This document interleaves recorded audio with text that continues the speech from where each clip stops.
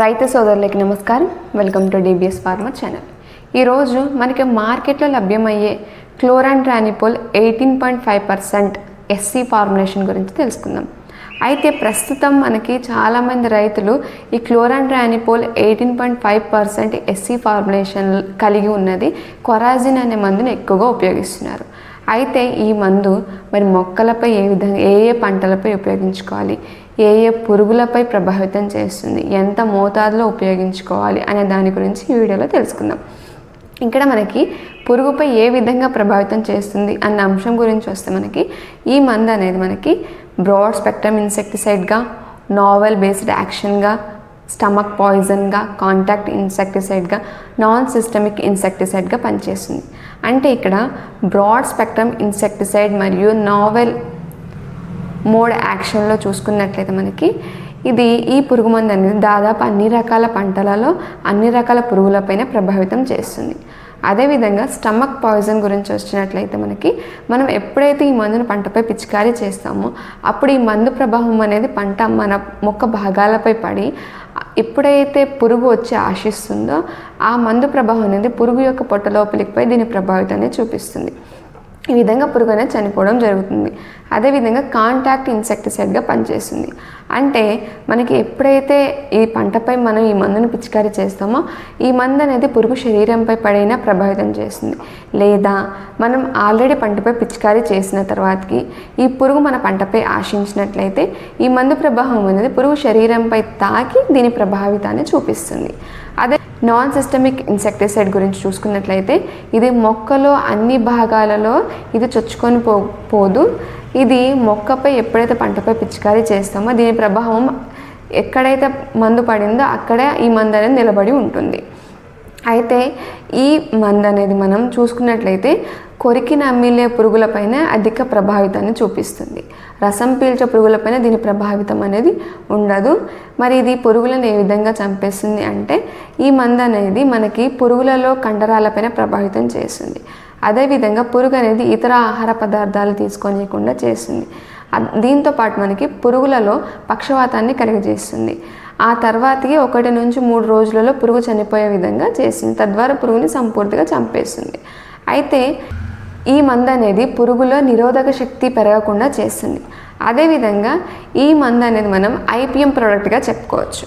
ఎందుకంటే IPM integrated pest management product. ఎందుకంటే ఇది మనకి ఈ పురుగు మందు యొక్క డబ్బా పైన చూసుకున్నట్లయితే ఆకుపచ్చ రంగు ప్రమాదపు గుర్తు అనేది కనిపిస్తుంది. కావున మనకి పంటలలో మేలు చేసే పురుగులపైన దీని ప్రభావం అనేది తక్కువగా ఉంటుంది. అంటే ఏవైతే ఈ తేనెటీగలు, తూనీగలు ఉన్నాయో ఇవి పంటకు హాని చేయని కీటకాలపైన దీని ప్రభావం అనేది తక్కువగా ఉంటుంది. అయితే ఈ పురుగు మందులో చూసుకున్నట్లయితే ఫినాక్సిపైర్ కలిగి ఉండడం వలన ఈ పురుగు మందు చాలా శక్తివంతంగా పనిచేస్తుంది. అయితే మరి ఈ పురుగు మందు ఏ పంటలపై ఉపయోగించాలి, ఏ పురుగులపై పనిచేస్తుంది, ఎంత మోతాదులో ఉపయోగించాలి అనే అంశాన్ని గురించి వస్తే మనకి పంటలో చూసుకున్నట్లయితే ఈ బెండ పంటలో మనకి ఈ కాయతొలుచు పురుగు పైన ప్రభావితం చేస్తుంది. దీనిని నివారించడానికి మనం ఎకరానికి 60 ml చొప్పున తీసుకొని పంటపై పిచికారీ చేసుకోవాలి. అదేవిధంగా మనకి శనగ పంటను చూసుకున్నట్లయితే ఈ పాట్ బోరర్ ఏదైతే కాయతొలుచు పురుగు ఉందో వాటిపైన సమర్థవంతంగా పనిచేస్తుంది. వీటిని నివారించడానికి మనకి ఎకరానికి 54 ml చొప్పున తీసుకొని పంటపై పిచికారీ చేసుకోవాలి. అదేవిధంగా కాకర పంటలో చూసుకున్నట్లయితే గొంగళ పురుగులపైన సమర్థవంతంగా పనిచేస్తుంది.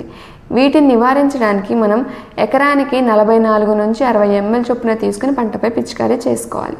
అదేవిధంగా కాకరలో కాయతొలుచు పురుగులపైన కూడా ఇది ప్రభావితం చేస్తుంది. వీటిని నివారించడానికి మనం ఎకరానికి 60 ml చొప్పున తీసుకుని పంటపై పిచికారీ చేసుకోవాలి. అదే మినుము పంటలో చూసుకున్నట్లయితే ఈ కాయతొలుచు పురుగులపైన దీని ప్రభావం అనేది చూపిస్తుంది. దీనిని మరి నివారించడానికి మనం ఎకరానికి 44 ml చొప్పున తీసుకొని పంటపై పిచికారీ చేసినట్లయితే ఈ కాయతొలుచు పురుగులను సమర్థవంతంగా అరికట్టుకోవచ్చు. అదేవిధంగా క్యాబేజీ పంటలో చూసుకున్నట్లయితే ఈ డైమండ్ బ్యాక్ మౌత్ని ప్రభావితం చేస్తుంది. మరి దీనిని నివారించడానికి మనం ఎకరానికి 22 ml చొప్పున తీసుకుని పంటపై పిచికారీ చేసినట్లయితే ఈ క్యాబేజ్లో డైమండ్ బ్యాక్ మౌత్ని సమర్థవంతంగా అరికట్టుకోవచ్చు. అదేవిధంగా మనం మిరపలో చూసుకున్నట్లయితే మనకి కాయతొలుచు పురుగులపైన సమర్థవంతంగా పనిచేస్తుంది. దీనిని నివారించడానికి మనం ఎకరానికి 60 ml చొప్పున తీసుకొని పంటపై పిచికారీ చేసినట్లయితే మిరపలో వచ్చేటటువంటి కాయతొలుచు పురుగులను సమర్థవంతంగా అరికట్టుకోవచ్చు. అదేవిధంగా పత్తి పంటలో చూసుకున్నట్లయితే మనకి ఈ బోల్ వామ్స్ ఏవైతే ఈ శనగపచ్చ పురుగు, పొగాకు లద్దె పురుగు, మచ్చల పురుగు పైన దీని ప్రభావం అనేది ఉంటుంది. వీటిని నివారించడానికి మనం ఎకరానికి 60 ml చొప్పున తీసుకుని పంటపై పిచికారీ చేసుకోవాలి. అదేవిధంగా వంగ పంటలో చూసుకున్నట్లయితే కొమ్మ కాయతొలుచు పురుగు పైన ఇది సమర్థవంతంగా పనిచేస్తుంది. దీనిని నివారించడానికి మనం ఎకరానికి 80 ml చొప్పున తీసుకొని పంటపై పిచికారీ చేసుకోవాలి. అదేవిధంగా వరి పంటలో కూడా ఈ పురుగు మందును మనం ఉపయోగించుకోవచ్చు. మరి ఏ పురుగులపైన పనిచేస్తుందంటే వరిలో చూసుకున్నట్లయితే వరి కాండం తొలుచు పురుగు, ఆకు చుట్టు పురుగు పైన దీని ప్రభావం అనేది ఉంటుంది. దీనిని నివారించడానికి మనం ఎకరానికి 60 ml చొప్పున తీసుకొని పంటపై పిచికారీ చేసుకోవాలి. అదేవిధంగా కంది పంటలో చూసుకున్నట్లయితే పాట్ బోరస్ ఏవైతే ఈ మారక మచ్చల పురుగు, శనగపచ్చ పురుగు, కాయతొలుచు ఈక రెక్కల పురుగు, ఆకుతొలచే ఆకుమచ్చ పురుగుల పైన దీని ప్రభావం అనేది ఉంటుంది. మరి వీటిని నివారించడానికి మనం ఈ మందుని మనం ఎకరానికి 60 ml చొప్పున తీసుకుని పంటపై పిచికారీ చేసినట్లయితే మన కంది పంటలో ఆశించేటటువంటి ఈ పాట్ బోరర్స్ని సమర్థవంతంగా అరికట్టుకోవచ్చు. మొక్కజొన్న పంటలో కత్తెర పురుగు, ఈ 2 రకాల కాండం తొలుచు పురుగులను నివారించడానికి మనం ఎకరానికి 80 ml చొప్పున తీసుకొని పంటపై పిచికారీ చేసినట్లయితే వీటిని సమర్థవంతంగా అరికట్టుకోవచ్చు. అదేవిధంగా సోయాబీన్ పంటలో చూసుకున్నట్లయితే మనకి ఈ స్టెమ్ ఫ్లై, ఏదైతే ఈ కాండపు ఈగ, ఈ గ్రీన్ సెమీ లూపర్, ఏదైతే సెమీ లూపర్ పురుగులు ఉంటాయో వీటిపైన ఇది ప్రభావితం చేస్తుంది. వీటిని నివారించడానికి మనం ఎకరానికి 60 ml చొప్పున తీసుకొని పంటపై పిచికారీ చేసుకోవాలి. అదేవిధంగా మనం చెరకు పంటలో చూసుకున్నట్లయితే ఈ top shoot borer, early shoot borer, ఈ చెదల పురుగులపైన దీని ప్రభావం అనేది చూపుతుంది. ఈ top shoot borer, early shoot borer నివారించడానికి మనం ఎకరానికి 160 ml చొప్పున తీసుకుని పంటపై